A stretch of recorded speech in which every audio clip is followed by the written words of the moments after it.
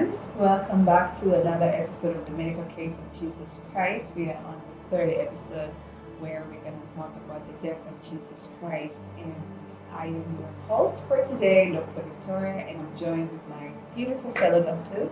Dr. Neema. Dr. Elieshiupendo.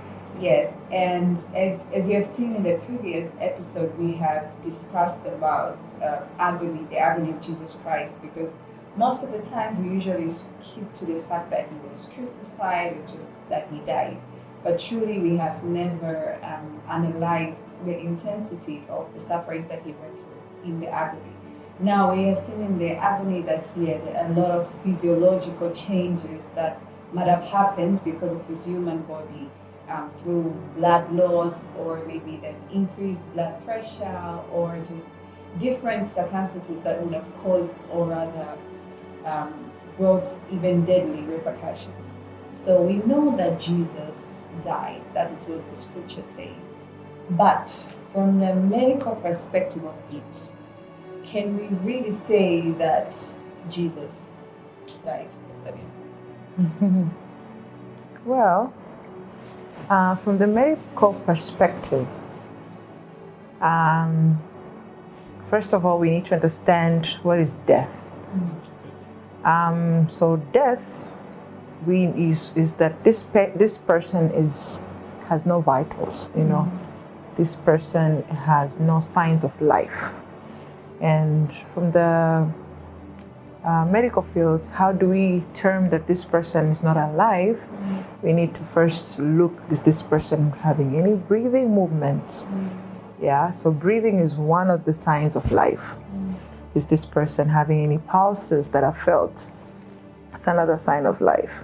And if you're in a medical facility where you can be able to tell the vital signs, the blood pressure, the pulse rate, the oxygen saturation. I know these are medical terms, but these are things that we use even in hospitals to be able to know that this person is still alive. Yeah, so if we were to come back now to Jesus, the question is, did Jesus really die? Yeah, so if we were to go back at that time point, we would have we would need to see if the signs of life were there or not. So we understand that they at that time had their own ways of actually ascertaining that this person is actually dead during the Romans time. So they were looking at this person physically. Is this person having any pulses, any breathing movements, any signs of life? Is this person having any movement? Or they would ask a relative to actually go up close and ascertain some of these things, like if this person is actually breathing. Yeah, so those are the ways that they were able to finally ascertain that this person is no longer alive, this person is actually dead. So we know that those are the times back, but if it was us to ascertain that Jesus was dead, we would need to have found all these things. So as you say that Jesus had died, so my expectation as a clinician, if I had noted that these things were so, then truly I would have said that Jesus Christ had died. Yeah. So I would say, based on many other findings that we have, that were reported from the biblical perspective, is that truly he could have not been, alive. This man must have been dead, like really dead, because one, from the point that where he was at the cross, we see that after he had gone through everything that we spoke about from the previous episode, Jesus now was actually, gave up the ghost. He died. So medically speaking, one of the things that happened to start with, there was the soldier that pierced him, on the right. Was it the right? Yeah? So he pierced him, just beneath the lungs. So we see that the Bible records that what came out was water, a mix of fluid and blood. So this was to show that this person had clinically been dead. Because for you to reach to that level of whereby you have a gushing out of blood and water, it means that you have a level of fluid that had also with settling down, of blood, because you know that it's denser than water, than fluid. So for that to gush out, it means in your lungs, this person has already died, long enough for that to happen physiologically. So that was already an evidence just at the cross already. We didn't even need for relatives to actually even go up there and to ascertain that and feel that. By the fact that you pierce somebody, that's a spear, so you're tearing up the skin. This person must react from the pain. This is a very sharp object.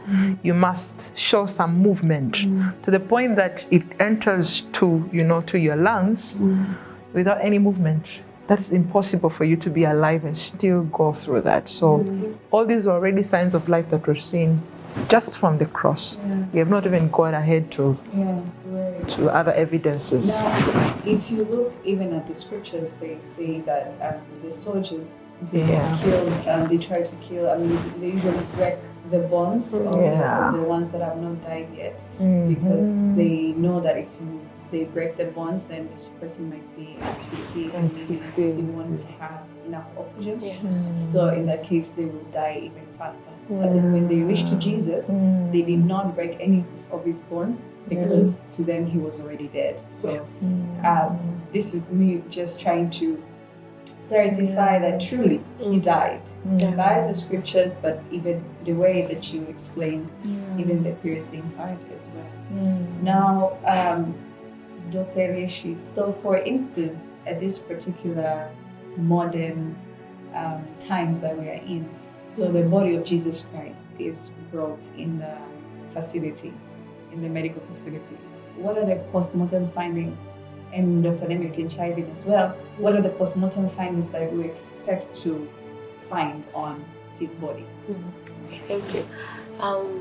The very first thing, when you just look at the outward appearance, the very first diagnosis or the very first thing that comes to mind, this person bled to death. So if this person bled to death, then we can ascertain that he went through a process of losing blood, losing fluids, leading to shock. So the very first thing would be hypovolemic shock was the cause of death. And then, but also if I try to look at the wounds, I would say maybe this person maybe had, based on the types of on the presentation of the wounds, but also I would say maybe these wounds were infected and he had maybe sepsis, which led to septic shock and death of the patient.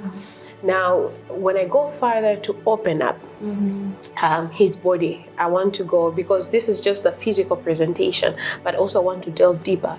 I'm going to open his body. First, depending on where I want to open.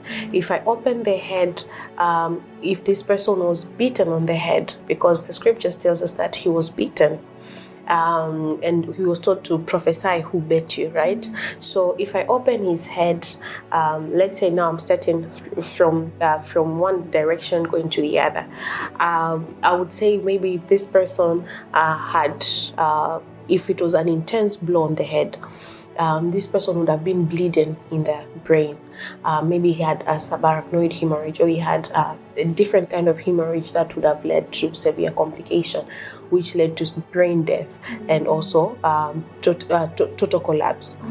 But again, if I went further to open up, let's say I want to go and look maybe in the lungs, because of the kind of situation that he went through, the beatings that he went through. he could be losing a lot of fluid also in the lungs, in the lung area. The process of bleeding itself, because the body wants to restrict the bleeding, the platelets formation of an emboli. I would have said maybe he had a pulmonary embolism, or he had another kind of embolism that dislodged from one place and then it went to lodge in the lungs. Yes, the blood clots everywhere. So maybe he had an embolism was the cause of death. The soldier piece in him, on the right side, we know that blood from the body comes, blood from different parts of the body comes on the right side through the veins to the vena cava.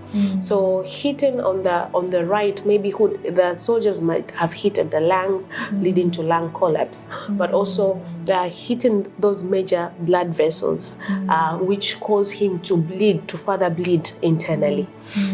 And then I would go further, maybe to look on the stomach area, maybe in the pelvis area, depending on the types of blows he received. For the heart, we would have said he had arrhythmias. When you talk about arrhythmias, it means irregular heart rate, and this is because of maybe severe or intense pain that he went through, but also the heart compensating on all the process or all the pain and the torture that it went through, losing the blood, changing of the blood pressure, changing of the volume and whatnot. So the heart will undergo a condition called arrhythmia, cardiac arrhythmia, because it's trying to compensate all that torture that it went through, losing of the blood and whatnot. And then I would also look at the tissues, the presentation of the tissues. I would also consider hypoglycemia as one of the differentials, because this person, he last ate on the Last Supper, which we believe that the Last Supper was on Thursday because the crucifixion took place on Friday, a day before Sabbath. So if it was on Thursday, it means that this person had the last meal on that, and we do not know even the amount of the meal that he had. But after that, he went through the whole day without eating, and because of all the process, all the torture that he has gone through, all the pain that he has gone through, the suffering that he has gone through, this person, there's also the release of, for example, the stress hormones or the cortisol, which is released in severe stress, you see, which can lead to over secretion sometimes of insulin, leading to reduced sugar levels. So this person could have undergone hypoglycemia or low sugars, blood sugars. So there are different things that I would say, or the different things, diagnoses or conditions that are pinpointing to the death of Jesus Christ. So it could be shock, it could be arrhythmias, it could be hypoglycemia, whatever, because of the different levels of tortures that he went through. And at the end of the day, we expect that this person, before his death, he had some presentations. Like if a person bled profusely, severely, we expect that at the end of the day, this person will lose consciousness. But we see the Word of God tells us that he told the disciple, "Mom, this is look at your son. Son, look at your mother." So he was conscious and he was aware of the environment. He asked for water. He said he was thirsty. He said, "Father, forgive them, for they do not know what they are doing." So this person was very conscious. Yes. So it's hard to say that this person was unconscious or he bled to a point of losing consciousness and die. So saying that consciousness or loss of consciousness or severe bleeding, shock, sepsis for that case, because we also see that he did not have enough time to have sepsis or severe sepsis and septic shock, because everything that happened within a period of 24 hours to 36 hours to his death.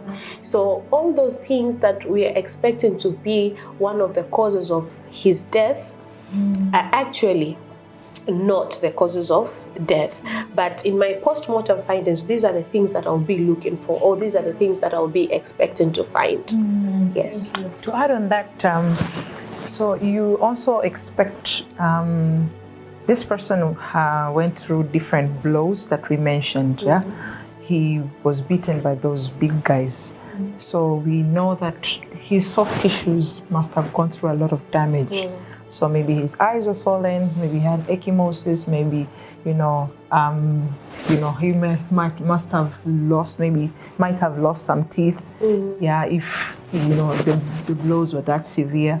But we also know that he had no fracture because yes, it was fulfilling scripture, but also I wouldn't expect somebody who has a mandibular fracture to be speaking while on the cross. The jaw must be intact, so you cannot expect somebody to be able to speak. So I'm quite sure there was no fracture in most of these areas. Even the ribs, he would have not been breathing, even his legs, he was supporting himself all that time. So we have no record of his bones being broken, but all these things were showing that I would not expect to find a fracture.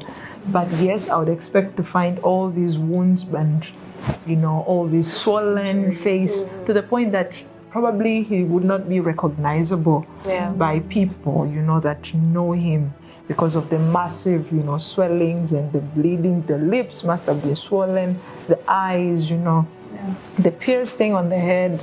That was all. This was a lot of disfigurement, externally, and even from the back, you'd see all these necrotic, tissues from the muscles, So from all that lacerations, these are things that also, to add on what she said, these are things that we'll be able to find in the postmortem. And when you think of it, it seems that we can establish that if his body would have arrived in the medical facility, probably nobody would recognize him because it seems that he had a severe disfiguring of his entire body. And now this is rolling me out to the question that I'm sure I've seen people arguing over it. As much as you have given a little bit of hints regarding it, I would also want us to talk about it openly, because it's something that we should address and actually seek for the truth, right? So we know that Jesus was a healer, or rather, is a healer. But I'm trying to speak of it as a person who's just reading a scripture for the first time. That I see Jesus healing. I see Jesus resurrecting people that had died, people like Lazarus. We've seen the stories in the Bible talking about that. But yet, he let himself go through all of that, right?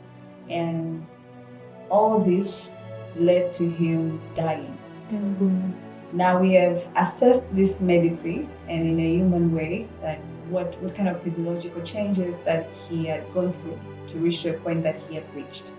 And in a way, people have said it in a way that you're like canceling out the things that would have possibly caused his death. So at this particular point, I feel like there's a blank. So what exactly was the cause of death of Jesus Christ? So back to some of these things that Dr. Eshi mentioned. Yes, one would think that maybe Jesus Christ died because of shock, hypovolemic shock, as she clearly mentioned, because of the bleeding, the loss of body fluids. There was no intake, that's why he was saying he was thirsty. So I don't even want to think about the output, but I'm trying to check the fluid balance. It must have been poor, and there must be loss, due to the bleeding. So he was already at risk of getting a hypovolemic shock. But we see that this was not a man in shock, as Dr. Eshi already elaborated. So we are ruling out shock. We are ruling out hypoglycemia, okay? Because at the end of the day, when you have hypoglycemia, which is low blood sugar, which means low blood sugar, there are signs that we would show, and actually these signs should have been seen early on. Somebody who has not eaten anything, she said thirsty, and then we're counting 24 hours to Friday. Yeah. So that was, I'm trying to see how many hours. I'm pretty sure it should have been more than 24 hours, 36 hours from the last meal that he had taken. And a person like that should already show some signs.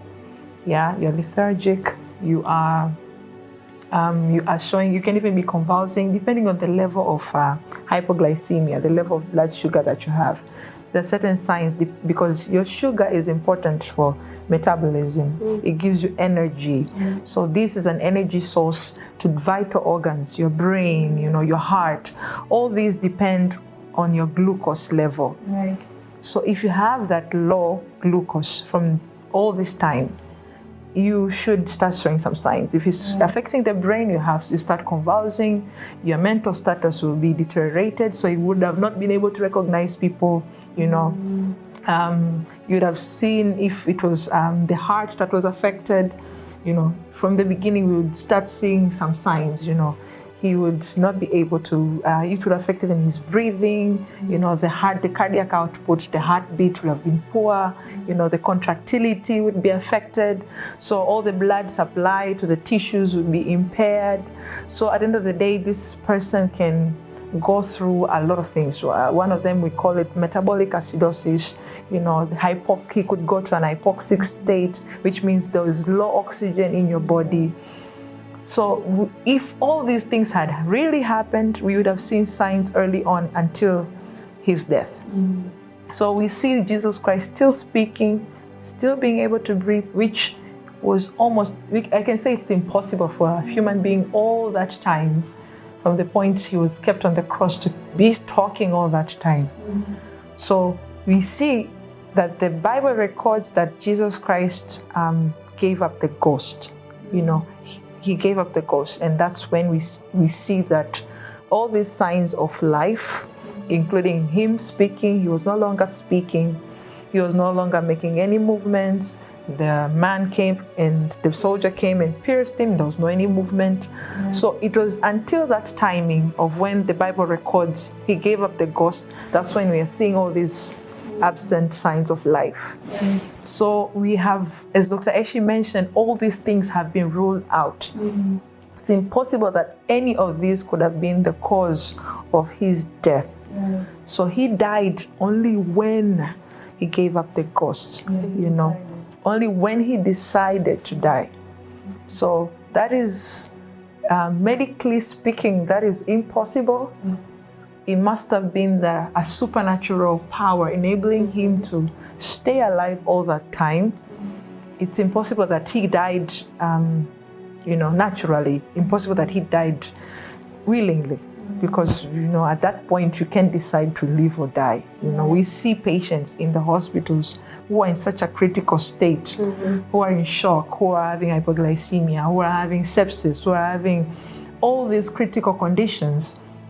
They don't decide to stay alive, by natural means. They actually wish to die. They actually most times wish to die, especially if they're not intervened. So the only way they can stay alive is if they're medically intervened.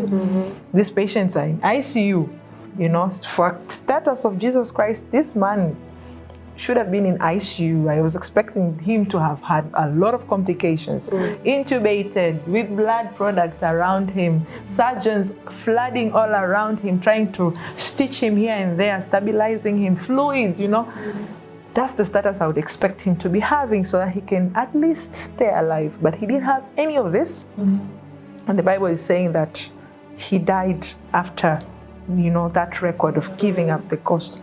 So really, if I'm to certify, death certified, cause of death, my medical notes would say there was no natural cause of death for this man.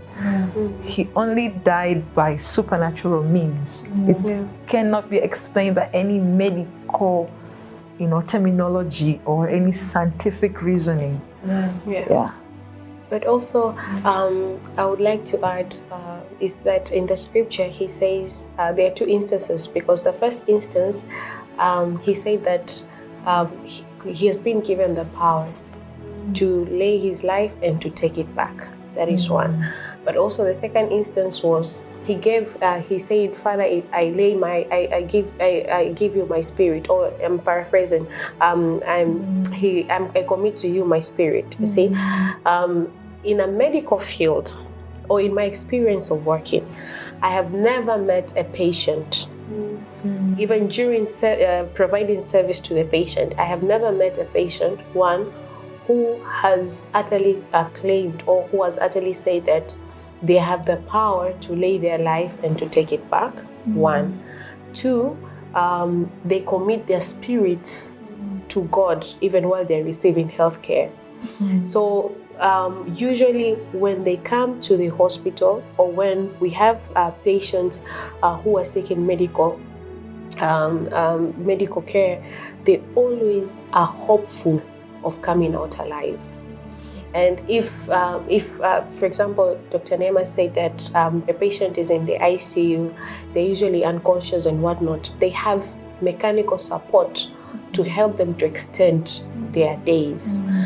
We just do not draw from the mechanical support because we feel like we want to draw. No, because we want that person to keep on living. Yes, until until nature takes its course.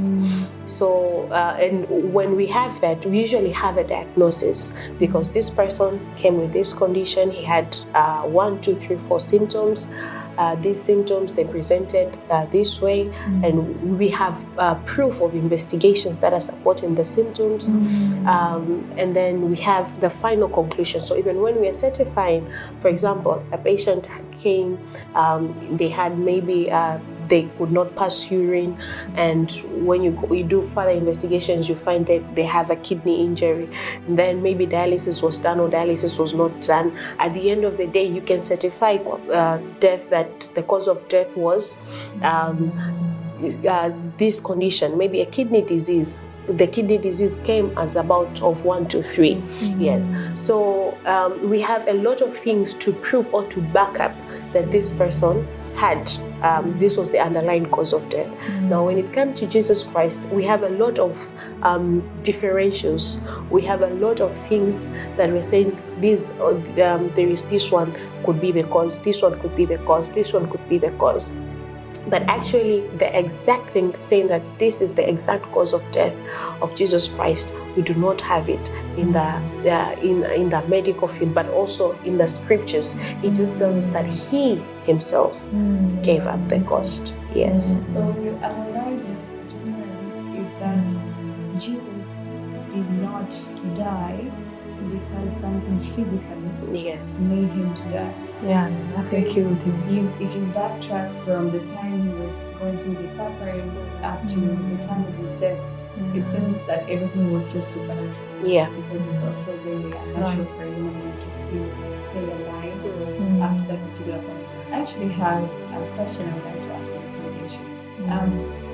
So, if, for instance, this person was brought to you in the hospital with the severe conditions that we've seen Jesus going through, do you think they would be in His life? The chances would have been 50-50 depending on the severity of the condition. Depending on how much he has lost. For example, the bleeding, how much he has lost. So how much do we have to compensate? The complications that he has. Because, for example, severe bleeding or severe shock has complications. And the complications that this person has developed, has it also already led to kidney injury? Does this person have uremia? That is because of kidney injuries, the waste cannot be removed via the kidneys, via the urine. It's accumulating in the body. How much has it affected the brain? So depending on the stage that this person was brought and the complications that they have. If there are very minimal complications and this person is brought at an earlier stage, what we can do, it's either you stitch this person, you have more than 2,000 to 7,000 stitches that this person will need, intensive care, And when we say intensive care, we just do not mean a doctor coming to look, a nurse coming to provide service, a physiotherapist. No, intensive means that he will need a mechanical support, medications throughout, constant supply. It means that there should not be a cut-off service at any point in time. There should be an efficient and maximum flow of service to this person. So the chances of survival will be 50-50. And especially, for example, in our setting, the chances of survival will be even less than 50%. Yes. So depending on the condition, the status, and whatnot, in my opinion, I would say we would have lost him. Yes, we would have lost him. I hear you, because first of all, if the Jesus would have come in the hospital setting in such a situation and he's still speaking, that would be a medical anomaly, first of all. Yeah. Whoa. Imagine someone with wounds. Why are you still talking? We would actually tell him to shut up because you're losing energy or anything of that sort. And I think that paints a picture that whatever that he went through, or whatever that was happening, was extremely supernatural. And I love the fact that even at this particular point, when we were trying to analyze all the things that might have caused his death, we can see that they are all canceling out. Because if you read at the scriptures, you could see that the way he was responding was not, he was not responding like a person who's gone through a serious trauma or is supposed to have certain kind of responsive reactions from his body. Like we don't know if there were physiological changes. We don't know if the blood pressure was high, the heart rate was high. We don't know because we were not there and that was not recorded, at least from my understanding. But we can only assume that these are the things that would happen to his body. But you might even be surprised, maybe they didn't even happen. There are probably no physiological changes. Because it also doesn't make sense. Why did he get all those injuries and he was not bleeding to death?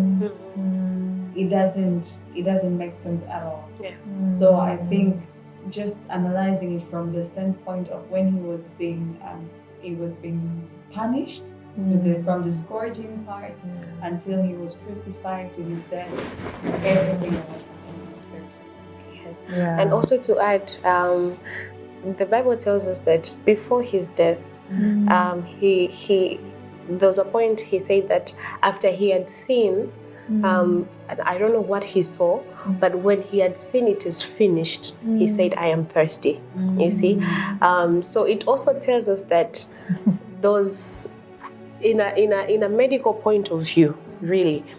I've never been on a deathbed, so I cannot say on a deathbed point of view. But in a medical point of view, I have never heard my patients tell me that they have seen something and they know now it is the time to depart, and then they give up the ghost. No. Usually, what tells us that we are losing the patient is the monitors. They tell us that we are losing the patient, but the patient never communicate that I'm about to leave or I'm actually leaving.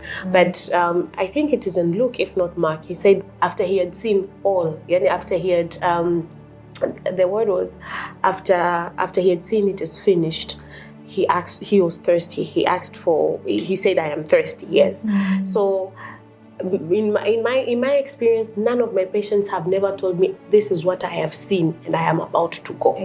What actually tells me that I'm about to lose this patient is the monitor that will tell me the heart rates are not normal, the blood pressures are not normal, the oxygen saturation levels are not normal. I have to intervene, I have to do something, or we have to do CPR to resuscitate, to bring back the patient before we actually lose this patient. Yes. And I love that you say that, and you brought up an interesting point, because when I think of it from a believer standpoint as well, Jesus was in control of his body. He was literally in control throughout his physiological changes, because I'm sure he was thirsty. He was supposed to be thirsty, especially after all the blood loss. we're assuming that he had all this purging. We're expecting he probably would have asked for water. But then he ended up asking for water, or rather saying he's thirsty, because I don't think he even asked. He just said, I'm thirsty.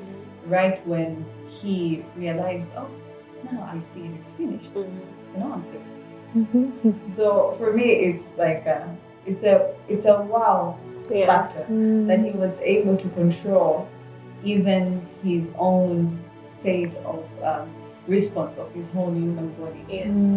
So I mean, that is supernatural. It's supernatural all the way. I don't think if it can be medically explained. I mean, if you are thirsty, you are thirsty. If you are hungry, you are hungry. So I am so glad we actually explored this, because there have been so many confusing statements out there talking about the death of Jesus, probably died from blood loss and all that. But as you can see, everything is just cancelling out. And I'm sure, I mean, apart from us, even the other people that are listening and watching have also understood, or rather seen the other side, the medical point of view, that what killed Jesus was not any kind of sickness or a condition or any mental state, but he actually decided to give up the ghost. He said to give up his spirit. Thank you so much. Thank you so much for joining us in this lovely episode. I'm sure you have learned, or rather captured something from this episode, and we now see that nothing on this earth was capable of killing Jesus. Everything that he went through, even through from the time of the suffering until the time that he died, he went through willingly. And even his spirit, he gave it himself willingly, which is not something that happens in the medical Obviously, I haven't experienced it. We are yet to see any researchers that have shown us that somebody gave up their own ghost, and that's when they died. And we expected medically for him to have died maybe an hour or even 2 hours before even reaching the cross. But you can see that he endured through it all. And when he saw that it was finished, as Dr. Elieshiupendo said, that's when he decided to give up the ghost. Thank you so much for joining us. We'll see you next time.